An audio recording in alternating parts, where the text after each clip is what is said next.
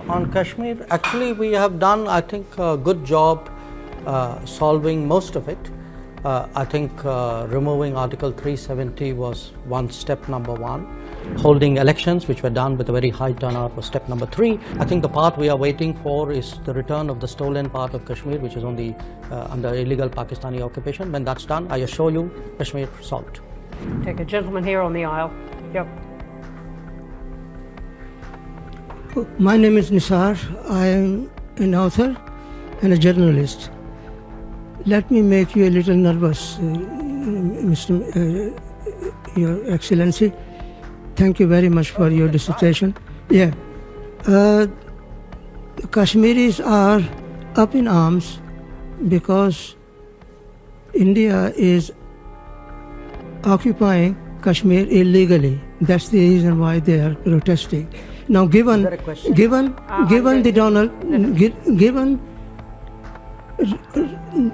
Mr. Trump's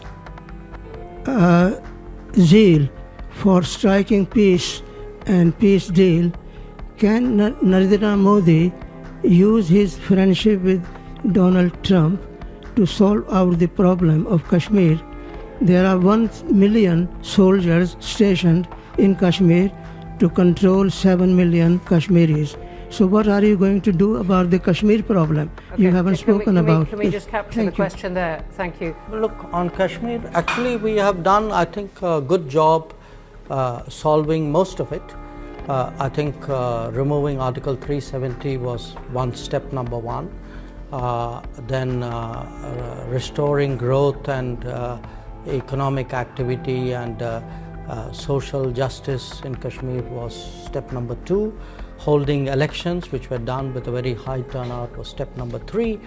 I think the part we are waiting for is the return of the stolen part of Kashmir, which is on the under illegal Pakistani occupation. When that's done, I assure you, Kashmir solved.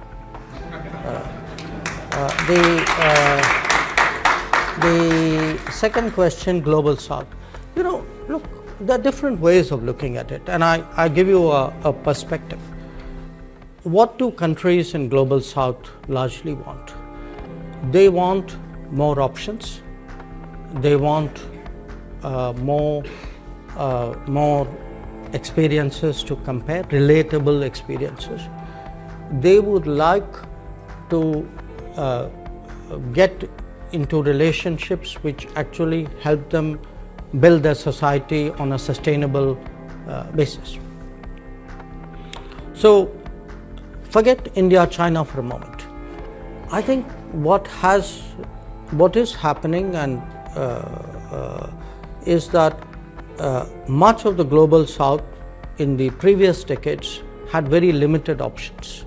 You know, they either had Western options, they had multilateral development banks which were in a way associated with it. Within the Western options, they had maybe some subsets out there. Then at some point they had Soviet/Russian options. Then you had a set of China options.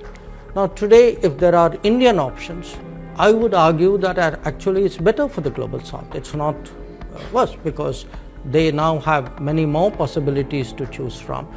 They will be in a position to evaluate which of these options and which of these relationships somewhere fit into their growth aspirations.